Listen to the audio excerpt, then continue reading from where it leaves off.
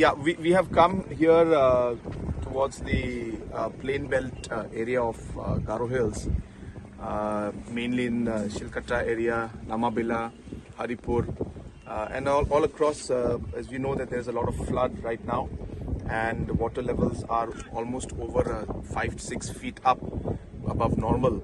And as per the estimates that I have received, close to about 30,000 families have been affected in the whole belt out here.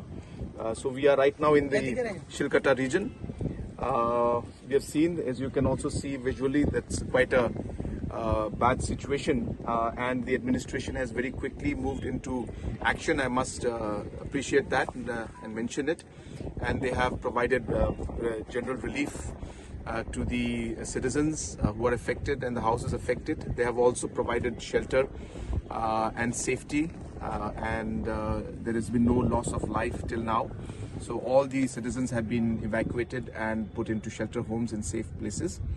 And we will wait and see how things go, and wherever there is any kind of danger or any kind of situation where we find that anybody could be affected, we are on alert, and we'll ensure that the individuals are shifted out quickly from there and brought into safety.